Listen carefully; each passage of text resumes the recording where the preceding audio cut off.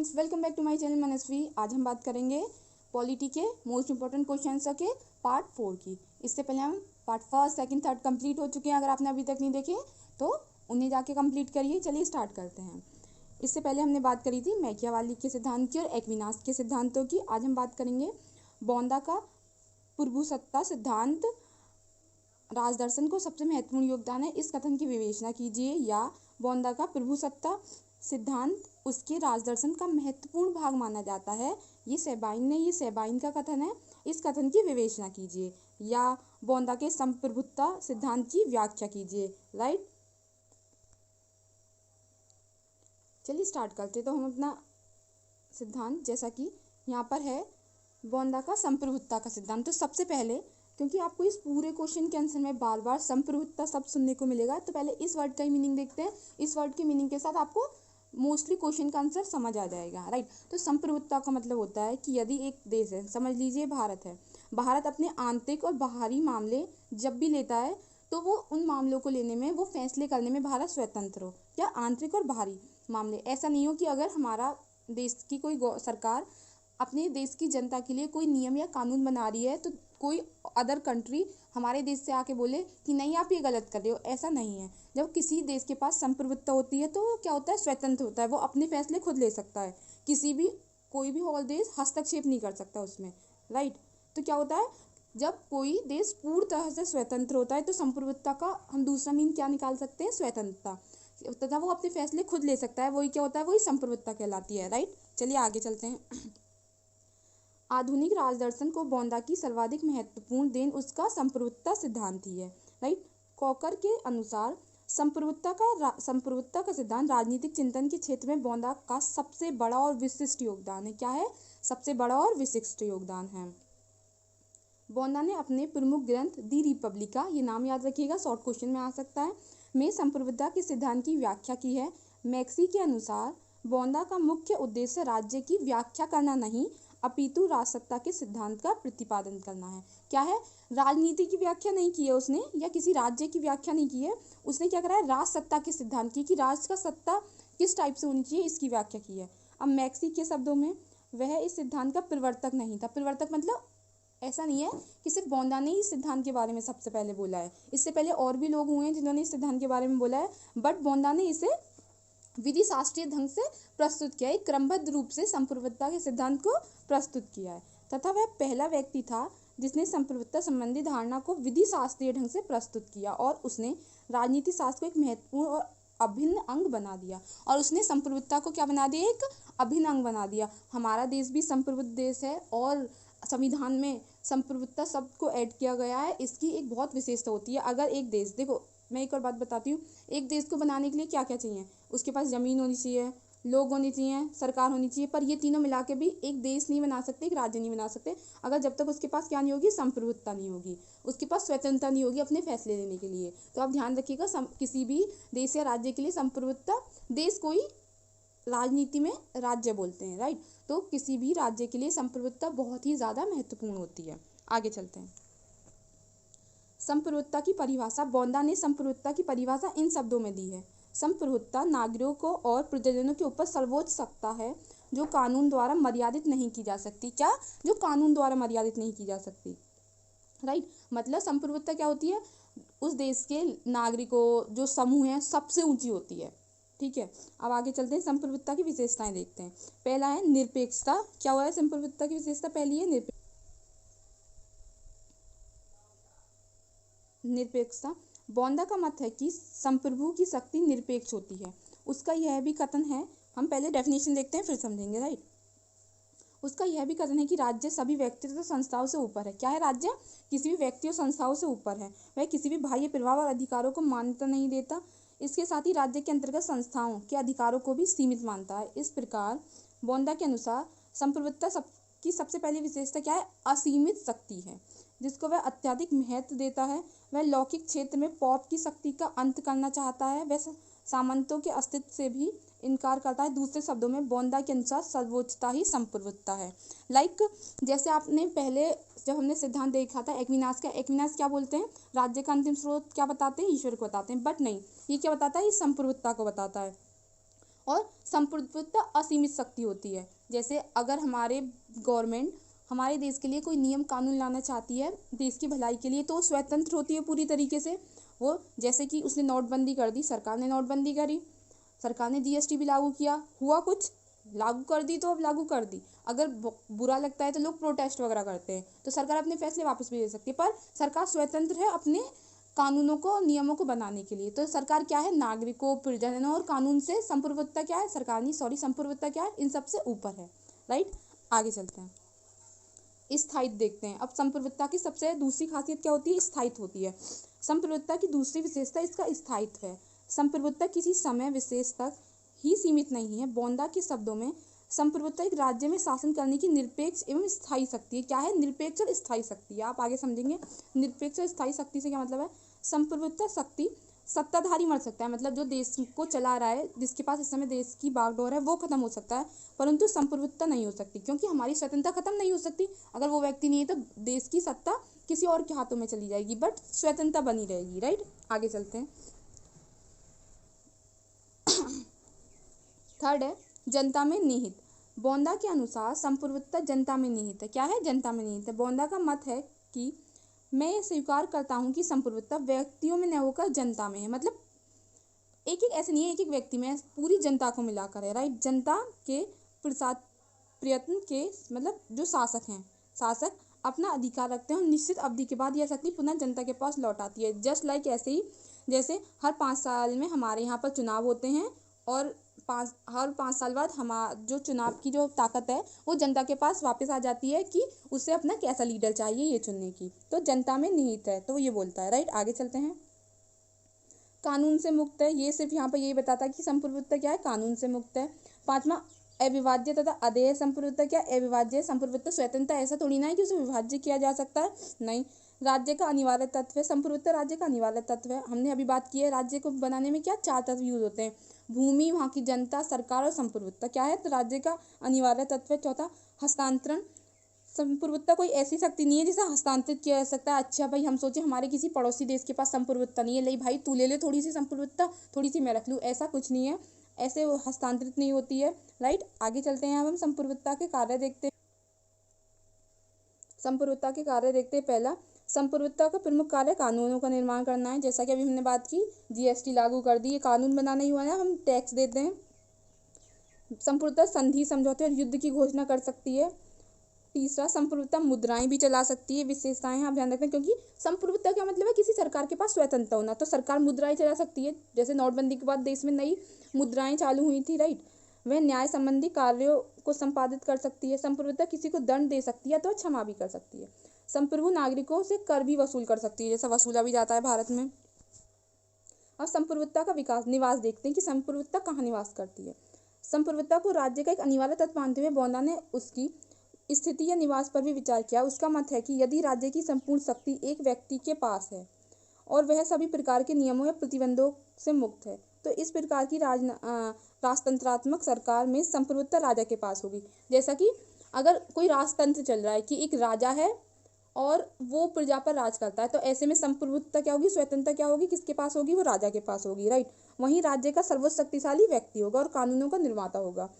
इसके अतिरिक्त यदि राजा किसी मंत्री परिषद के परामर्श अनुसार कार्य करता हो तो संप्रभुत्व राजा में निहित न होकर किसमें होगी, मंत्री परिषद में निहित होगी।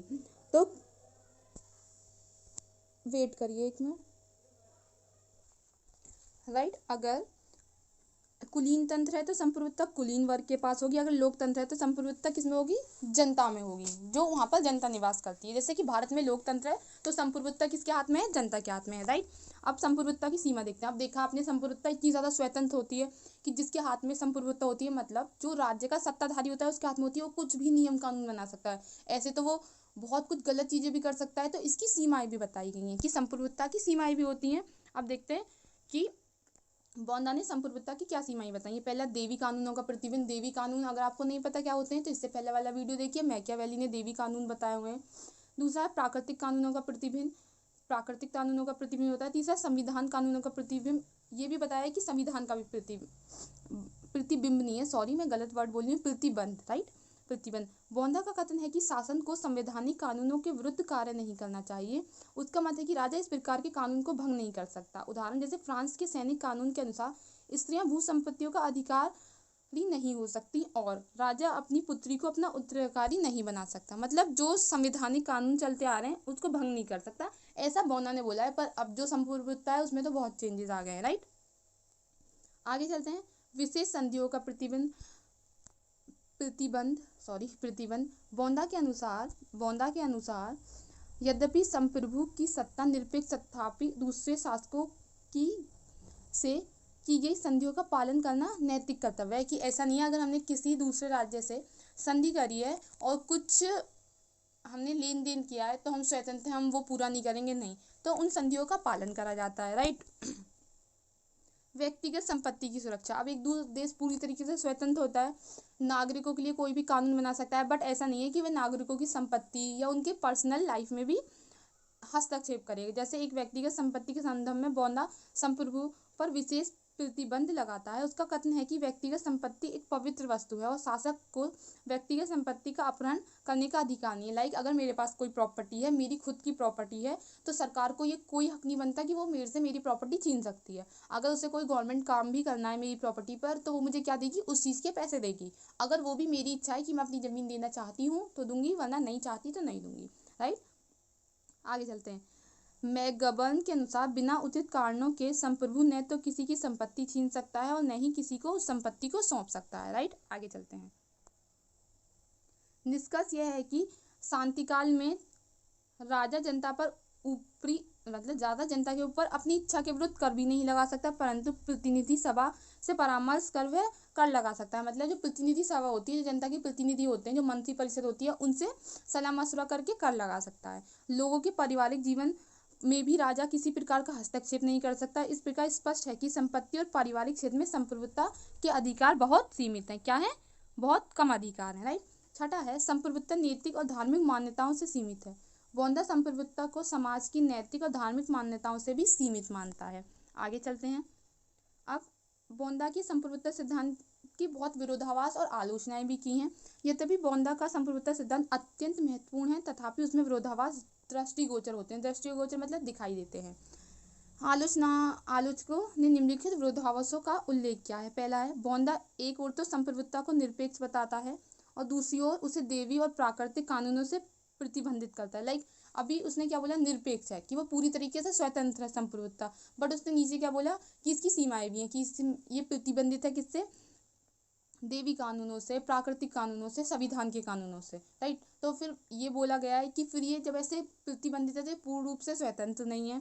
सेकंड है, बोंदा एक और तो संप्रभु के असीमित अधिकारों का समर्थन करता है, दूसरी ओर वह संप्रभु को संवैधानिक कानूनों से क्या कर देता है, प्रतिबंधित कर देता है। जैसा हमने अभी देखा है कि संप्रभुता पर संविधान काम करता है, राइट। आगे चलते हैं। इसी प्रकार वह एक ओर तो संप्रभुता को सर्वसत्ता संपन्न बताता है, परंतु दूसरी ओर वह कहता है कि संप्रभुता व्यक्तिगत संपत्ति का अपहरण नहीं कर सकती। जैसे हमने बात करी कि बट संप्रभुता के क्या मतलब है, पूर्ण रूप से स्वतंत्र, पर वो क्या नहीं कर सकती, व्यक्तिगत संपत्ति का अपहरण नहीं कर सकती, राइट। तो बोंदा के संप्रभुता के सिद्धांत में क्या दिखाई पड़ते हैं, बहुत विरोधाभास दिखाई पड़ते हैं। आगे चलते हैं। तो है, बोंदा का संप्रभुता का सिद्धांत बहुत ही अस्पष्ट है, क्योंकि वह अनेक प्रकार से प्रतिबंधित करता है, क्योंकि वह उसे क्या कर देता है, संप्रभुता के सिद्धांत को अनेक प्रकार से प्रतिबंधित कर देता है, राइट। आगे चलते हैं। हम बहुत ज़्यादा डिटेल में नहीं जा रहे हैं क्योंकि हमारे पास इतना टाइम नहीं है। अभी हमें इसके 2 से 3 पार्ट और आएंगे, तब हमारा सिलेबस कंप्लीट होगा।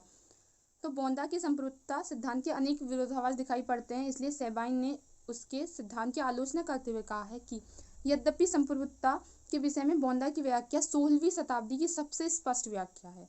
मतलब और भी लोगों ने संप्रभुता की व्याख्या की है, बट बोंदा की संप्रभुता की व्याख्या क्या है, सबसे स्पष्ट है।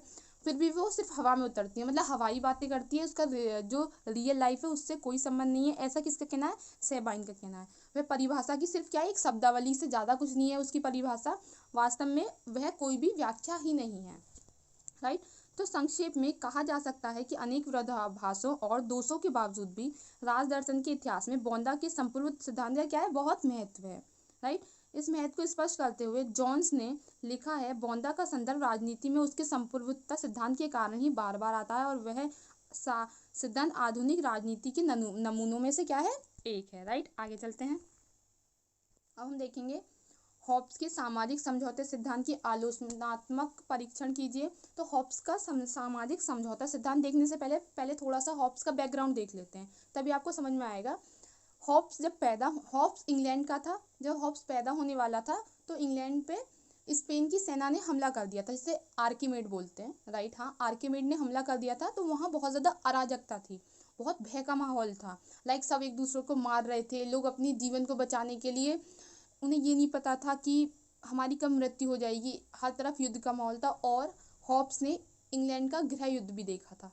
क्या देखा था? गृह युद्ध भी देखा था। तो ये है कि हॉब्स का जितना भी ये इसका सामाजिक समझौता पढ़ेंगे उसमें आपको चारों तरफ भय दिखाई देगा, लोग क्रूर होते हैं, लोग आपस में एक दूसरे को मार रहे हैं, ये सब दिखाई दे रहा है। ये किस कारण दिखाई दे रहा है? क्योंकि हॉब्स ऐसी सिचुएशन में था।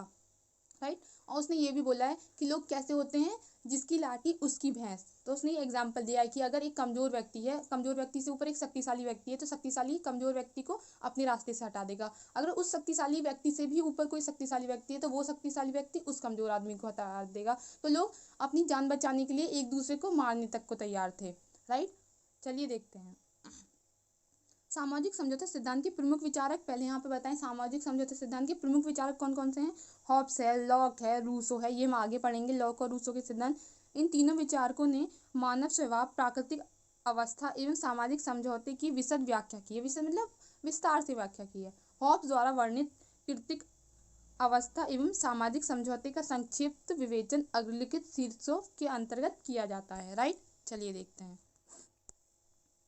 मानव स्वभाव। हॉब्स ने अपने प्रसिद्ध ग्रंथ लेवियाथन, ये बात नाम याद रखिएगा, लेवियाथन क्या है? हॉब्स का प्रसिद्ध ग्रंथ है, में सामाजिक समझौते के सिद्धांत की विस्तार पूर्वक क्या की है? विवेचना की है। उसके अनुसार व्यक्ति स्वार्थी है, जैसा कि हमने बताया। उसके अनुसार क्या है? व्यक्ति स्वार्थी है, झगड़ालू है तथा अहंकारी प्राणी है। वह व्यक्ति को भय की भावना से भी ग्रसित मानता है, क्योंकि जिस समय हॉब्स इंग्लैंड में हुआ था उस समय व्यक्ति ऐसा ही था। उसने व्यक्ति की सिर्फ बुराइयां देखी, आप यहाँ देख सकते हैं। उसने कोई भी अच्छी बातें व्यक्ति के बारे में नहीं लिखी हैं। आगे चलते हैं। अब प्राकृतिक अवस्था। प्राकृतिक अवस्था मतलब जो पुराना सामाजिक व्यवस्था थी, जो उस समय इंग्लैंड की पुरानी सामाजिक व्यवस्था थी। राइट, उसके बारे में बात करी जा रही है। हॉब्स के अनुसार प्राकृतिक अवस्था बहुत ही अव्यवस्थित, अराजकतापूर्ण तथा भयंकर थी। व्यक्ति के स्वार्थी तथा अहंकारी होने के कारण उसका सबसे युद्ध होता रहता था। उसके अनुसार इस अवस्था में सबका सबके साथ संघर्ष था। सबका सबके साथ संघर्ष था। क्या था इस अवस्था में? War of all against all, सबका सबके साथ संघर्ष था। राइट, तथा शक्ति ही एकमात्र अधिकार था, कि लोग सिर्फ शक्ति ही प्राप्त करना चाहते थे। उसने प्राकृतिक अवस्था का चित्रण बड़े ही मार्मिक शब्दों में किया है।